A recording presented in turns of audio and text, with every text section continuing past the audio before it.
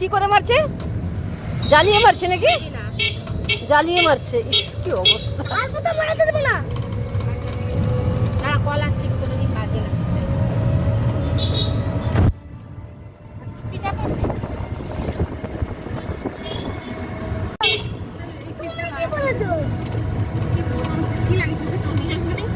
এ বাবা, আমি একটা স্টল নিলে ভালো হতো, আমার কানটা হাওয়া লাগছে।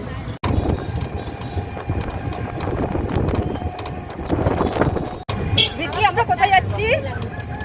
ভিকি, আমরা কোথায় যাচ্ছি? কোন ছাড়া? আরে বল রে, আমরা কোথায় যাচ্ছি বল। পুতাল ঘর তার থেকে পুতাল ঘর যাচ্ছি না এখন। নদী। আমরা এখন যাচ্ছি নদী, তারপরে যাবো পুতাল ঘর। ওই তোরা এগিয়ে যা। পুতাল নেই, ফোন লাইন। ও দা ফোন লাই দিছে। আমি জানতাম তো এটা কিছু গন্ডগোল হবে। মার খাবো না আমি, আর খাবো না। মা, এটা শীতকাল মা।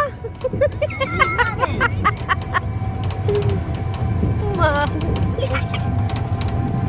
এই লেবুটা ফেলে দিলি তো তোর শাস্তি হবে। লাবি আমি এমনি চুষে ফেলি। আমার কানে হাওয়া লাগছে। কোথাও স্টল যাইতে পারতো তোর? স্টল তো আছে, লিখতে হবে না। আলে স্টল আছে ঠিক হবে।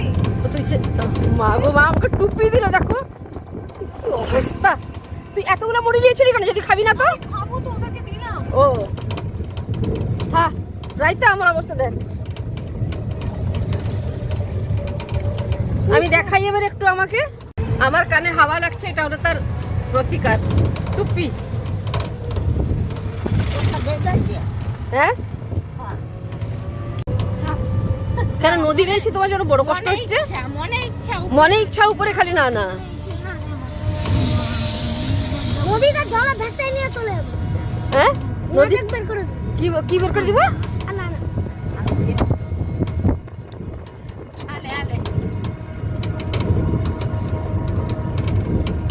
মৌসুম্বি লেবু খেতে খেতে নদী চলো, আর নদী গিয়ে চপ পুরি খাও। খেতে পাচ্ছি কোথায়? এদেরকে খেতে দিতে মুড়ি ছোলা সিদ্ধ চিকচিকার ভিতরে দিয়ে আর খেতে খেতে নদী যাওয়া হচ্ছে। নদী মানে কি অবস্থা। পুচু বড় দিদি একবার কি উত্তর করেছে।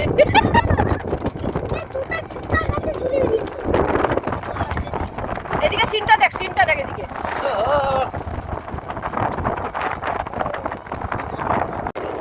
রাস্তাটা খালি দেখো তো।